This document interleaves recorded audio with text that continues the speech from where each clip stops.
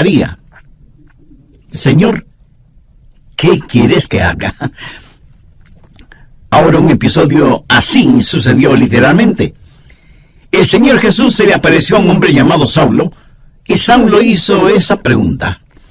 Leamos Hechos, capítulo 9, versos 1 y 2. Saulo, respirando aún amenazas y muerte contra los discípulos del Señor, vino al sumo sacerdote y le pidió cartas para las sinagogas de Damasco, a fin de que si hallase algunos hombres o mujeres de este camino, los trajese presos a Jerusalén. En simple español eso significa que él tenía autorización para perseguir a los cristianos, ponerlos en la cárcel y llevarlos a Jerusalén para que sean enjuiciados. En su viaje, estando cerca de Damasco, una luz intensa que venía desde el cielo los rodeó. Saulo se cayó de su caballo, y estando en tierra oyó una voz que le decía: Saulo, Saulo, ¿por qué me persigues? Él dijo: ¿quién eres, Señor? Y él le dijo: yo soy Jesús a quien tú persigues. Dura cosa te es dar coces contra el aguijón.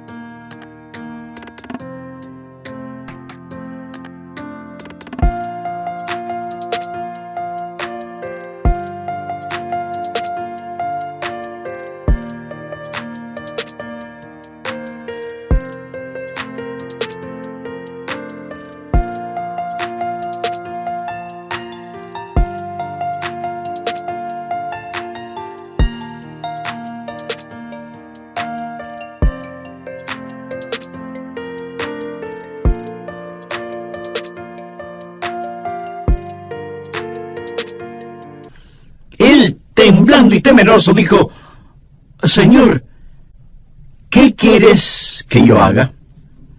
Y el Señor le dijo: levántate y entra en la ciudad, y se te dirá lo que debes hacer. Las dos grandes preguntas que todos debemos hacer alguna vez son: primera, ¿quién eres, Señor? Y segunda, Señor, ¿qué quieres que haga? Esas son dos extraordinarias preguntas.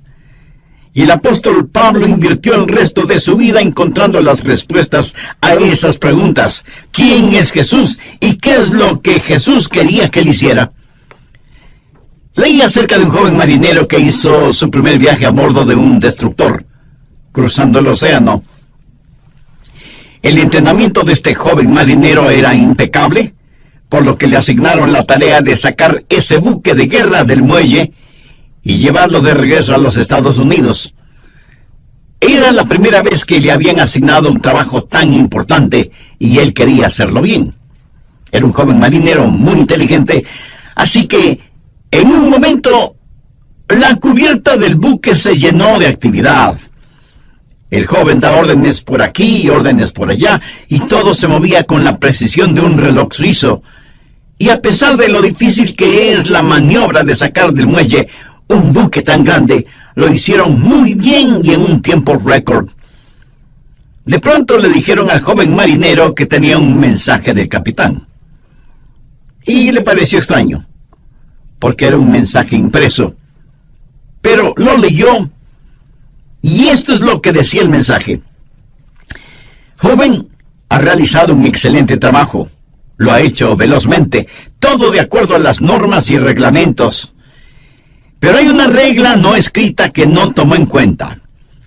La próxima vez que saque un buque del muelle, asegúrese de que el capitán está a bordo. Este joven marinero hizo todo muy bien, pero dejó al capitán en tierra. Quiero decirle, mi amigo, que no importa cuán inteligentes sean sus planes o cuán capaz sea usted, antes de navegar hacia algún lado, asegúrese de que el capitán esté a bordo. Asegúrese de saber cuál es la voluntad de Dios. Ahora, ¿cómo saber la voluntad de Dios? Busque Jeremías 10, verso 23. Ni del hombre que camina es el ordenar sus pasos. De la vida de Saulo, quien más tarde fue el apóstol Pablo, podemos aprender por lo menos 3 cosas, y oro que el Espíritu Santo de Dios las grabe en su corazón.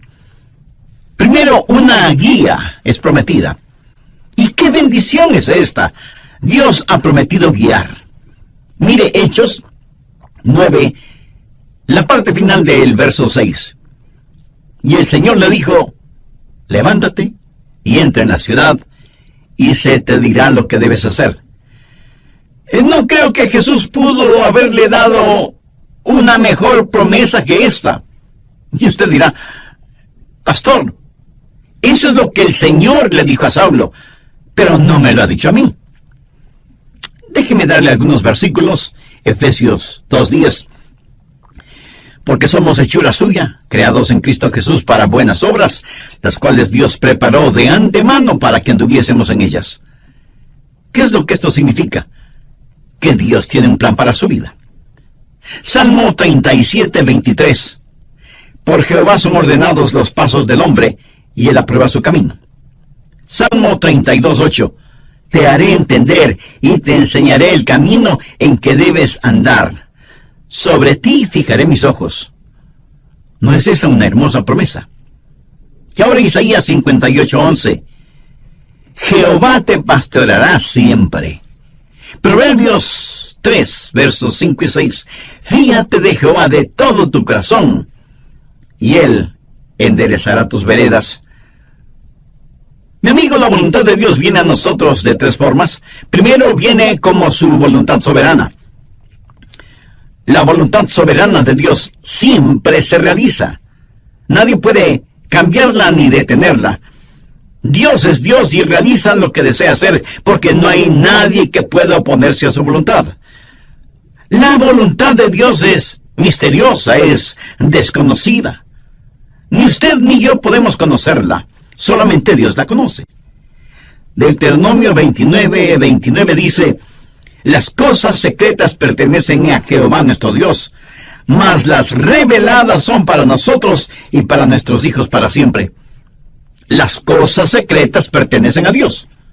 Usted será una persona mucho más feliz si renuncia a ser Dios y deja que Dios sea Dios. Hay ciertas cosas que usted nunca entenderá, sino hasta cuando llegue al cielo, si es que es salvo, y cuando esté allá le aseguro que ya no tendrá interés en saberlas. Las cosas secretas pertenecen a Dios. Esa es la voluntad soberana de Dios. En segundo lugar está la voluntad moral de Dios. Hay ciertas cosas que Dios dice que son correctas y otras que son incorrectas. Por ejemplo, el robo, la fornicación, el asesinato, el orgullo, la mentira, son cosas incorrectas. En cambio, el amor, la justicia, la honestidad, la pureza, la bondad, el respeto, la consideración, son cosas correctas. Esta es la voluntad moral de Dios. Y no va a cambiarla para mí, ni va a cambiarla para usted. Son normas fijas de lo bueno y lo malo, porque Dios así lo ha decretado. ¿Estamos de acuerdo? La voluntad moral de Dios la encontramos en la palabra de Dios, sin titubeos, sin tartamudeos, ni apologías, ni vacilaciones. Dios dice, esto es bueno o esto es malo.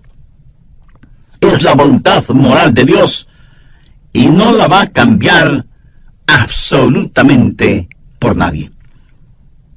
En tercer lugar, está la voluntad particular de Dios.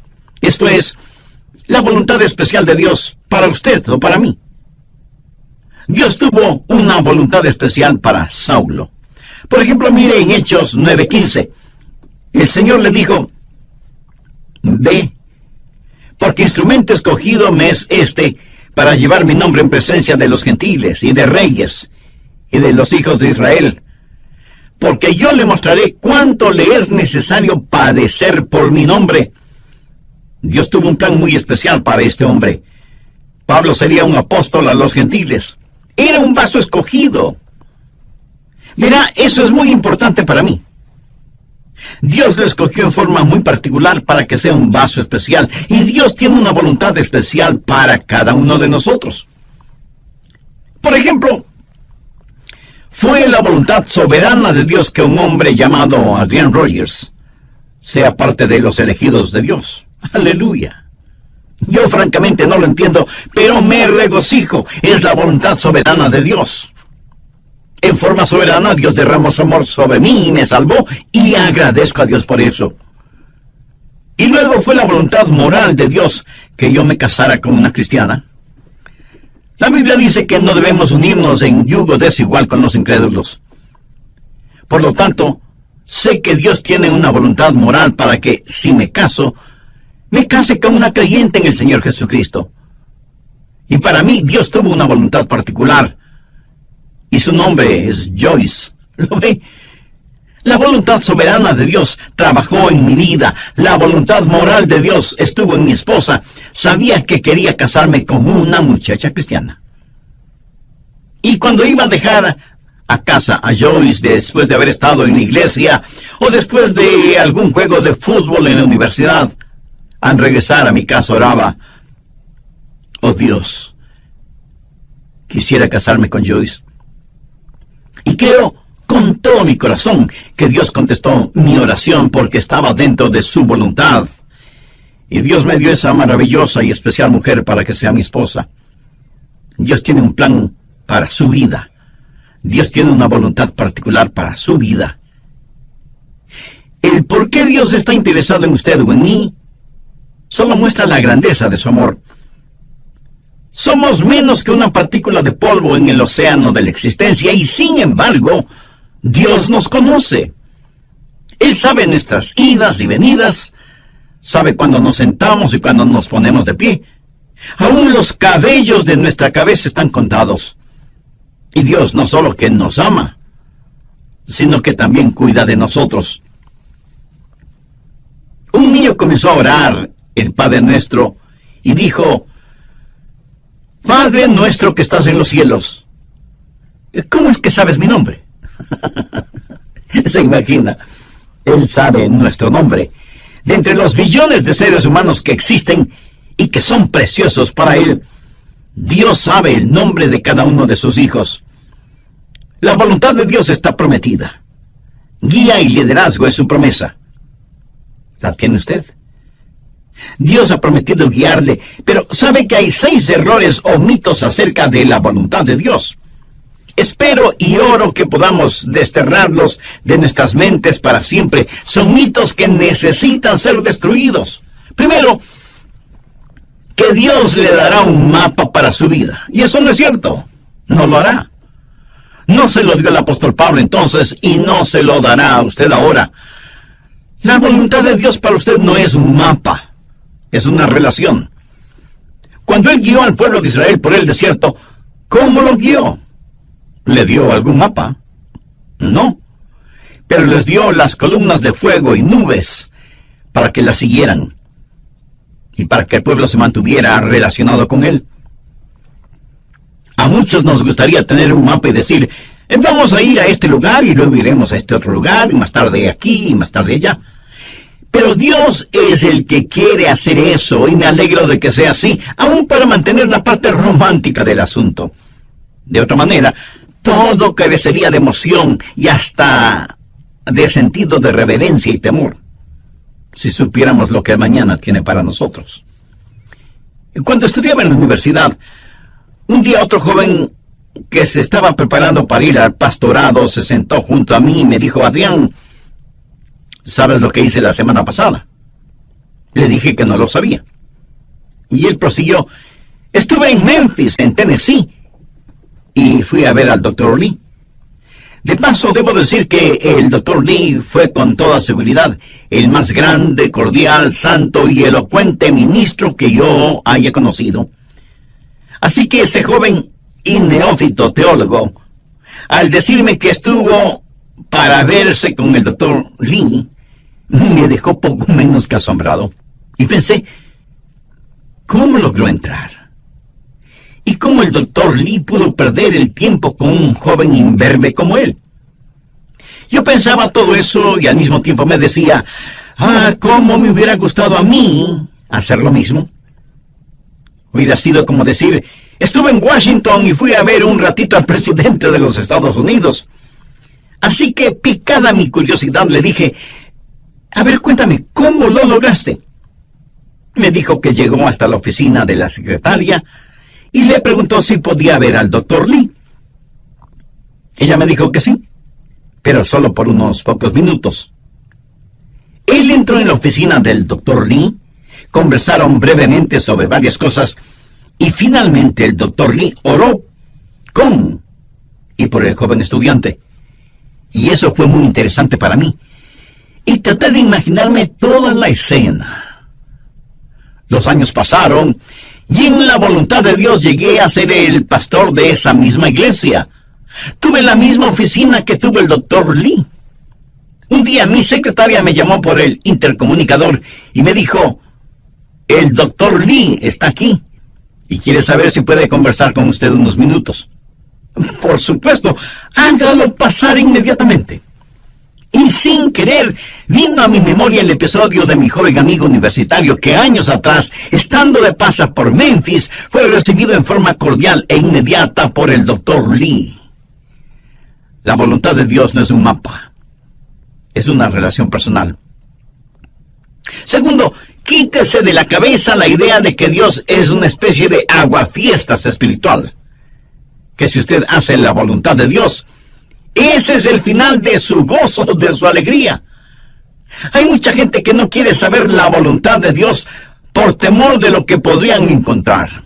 Dicen, si le digo a Dios que quiero hacer su voluntad, ¿quién sabe a dónde me mandará?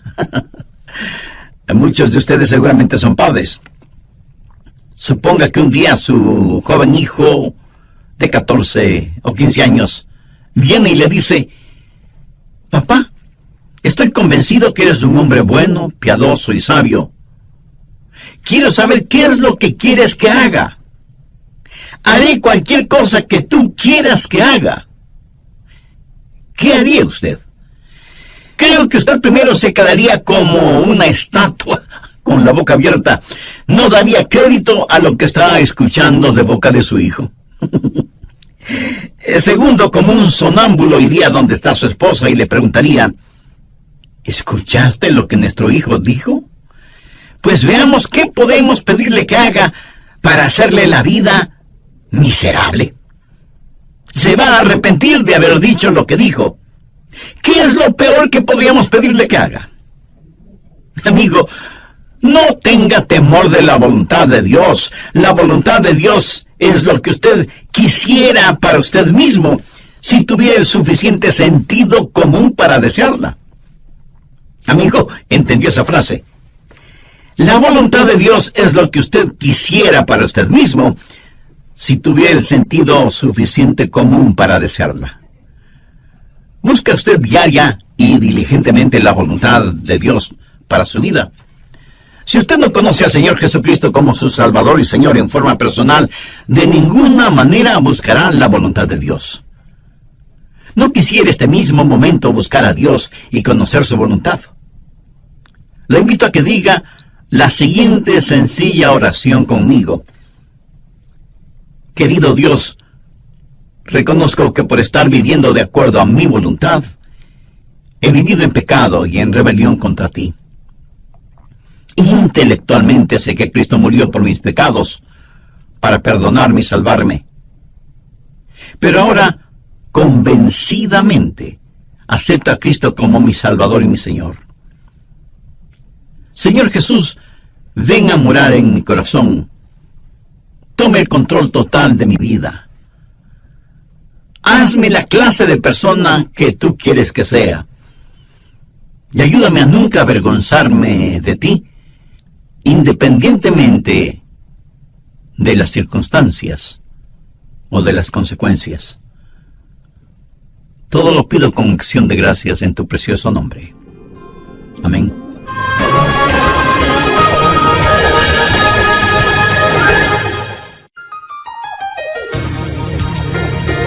Este es el Ministerio de Estudio Bíblico Radial del Dr. Adrian Rogers. Imagínese a un hombre empujando un viejo automóvil a una estación de servicio. Las 4 ruedas del carro están desinfladas, el motor no tiene aceite, todas las luces internas y externas están rotas, no tiene batería y los guardachoques están abollados y flojos y el tanque de gasolina tiene un hueco.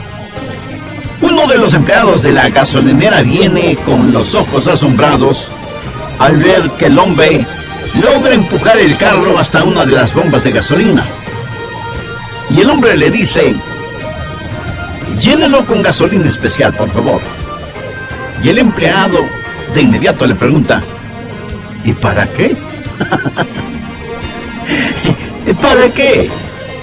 Hoy concluiremos con nuestro estudio cómo saber la voluntad de Dios. Usted dice: Señor, muéstrame tu voluntad. Y Dios le responde: ¿para qué? ¿Por qué debo enseñarte mi voluntad cuando no estás dispuesto a hacerla? Hoy concluiremos cómo saber la voluntad de Dios, que lo explicará bíblicamente el Dr. Adrian Rogers en la voz del pastor Lenín de Llanón. Al respecto, en el programa anterior vimos que primero Dios no le dará un mapa para su vida. Él nos ha dado su palabra.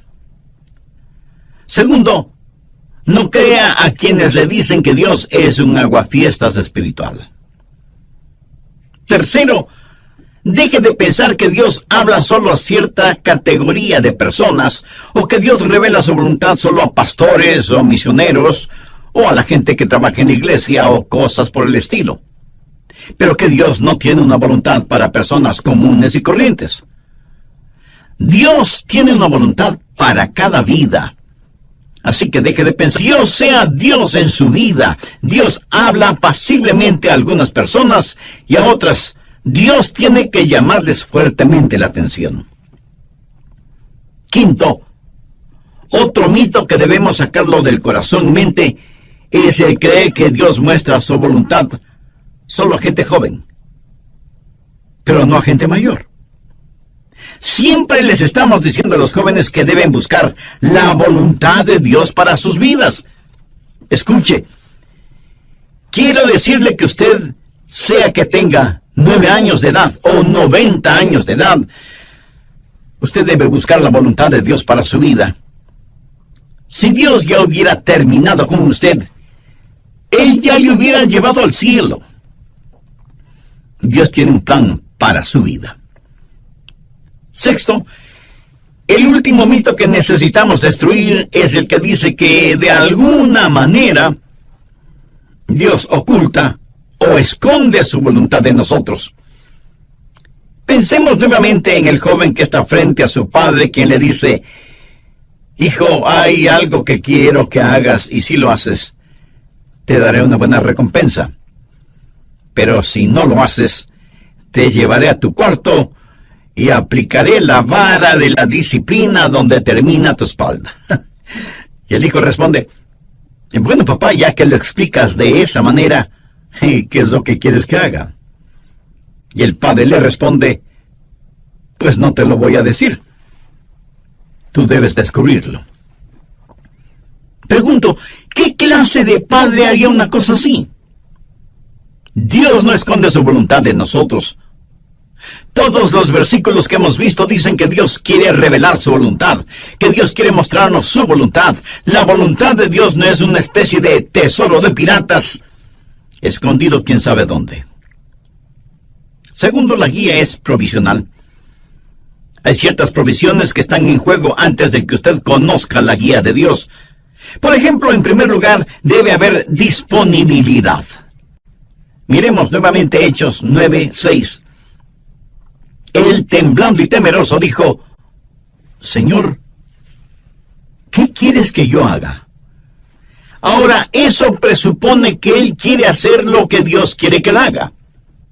Mucha gente quiere hacer su propia voluntad, pero que Dios ponga su sello de aprobación. Son como las personas que buscan un arquitecto porque quieren construir sus casas, pero en realidad lo que quieren es que el arquitecto interprete y diseñe lo que ellos tienen en mente. Y eso está bien cuando se trata de construir una casa, pero no está bien cuando se trata de construir una vida.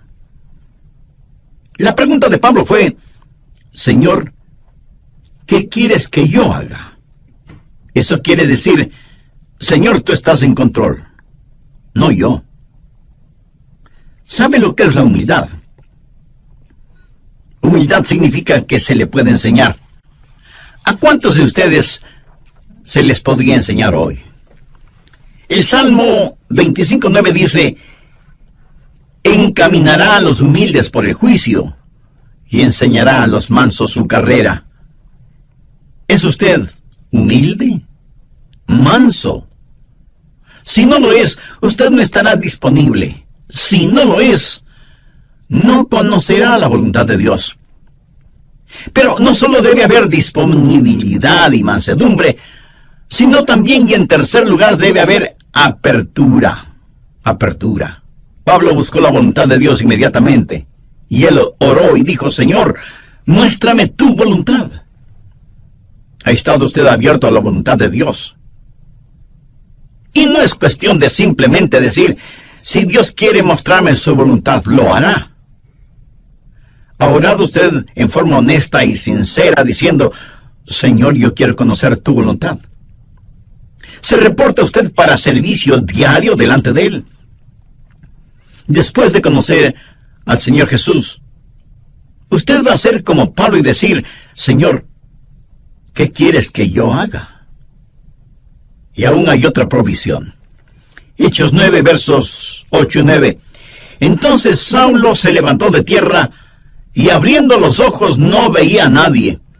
Así que, llevándole por la mano, le metieron en Damasco, donde estuvo 3 días sin ver, y no comió ni bebió. ¿Puede imaginarse eso? Aquí está este hombre que capturaba y encarcelaba a muchos, y ahora ciego, es tomado de la mano para ser guiado. Ahora es un hombre dócil, se ha rendido, ha cedido ante la presencia de Cristo. La Biblia dice que debemos presentar nuestros cuerpos como sacrificio vivo. ¿Puede usted decir que así lo hace diariamente? Señor, tu voluntad, sin vacilaciones, sin reservas, donde quiera, a cualquier hora, cueste lo que cueste. ¿Se atrevería usted a decirlo? ¿Se ha rendido completamente a la voluntad de Dios? Decimos: Señor, yo quiero conocer tu voluntad. ¿Está listo para hacerla si Dios le mostrara su voluntad? Tercero, es una guía práctica. Dios nos ha dado formas muy prácticas para que podamos conocer su voluntad, y están aquí en su palabra. Una de las formas de conocer la voluntad de Dios es por medio de los milagros.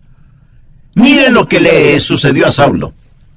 Estando en el camino rumbo a Damasco, cuando repentinamente le rodeó un resplandor de luz del cielo, y cayendo en tierra, oyó una voz que le decía: Saulo, Saulo, ¿por qué me persigues? Dios puede hablarle a usted por medio de visiones, o por medio de sueños, o por medio de una voz audible. Dios puede hablarle y guiarle por medio de un milagro. Y me apresuro en decir que normalmente Él no nos guía con milagros, pero de vez en cuando lo hace. Ahora, toda vez que tenemos la Biblia completa, esa clase de milagros no son necesarios en la actualidad, y no es la forma normal de Dios para guiarnos. Pero lo menciono porque está en la palabra de Dios. Pero si usted tiene una visión, o un milagro, o un sueño, o lo que sea, será mejor que las compare con las otras cosas que voy a mencionar para ver si encajan unas con otras. Y no es una mera autosugestión. En segundo lugar, Dios le hablará y le guiará por medio de su palabra. Y si usted pregunta, ¿le guió Dios a Pablo con su palabra? Amigo, es mejor que lo crea.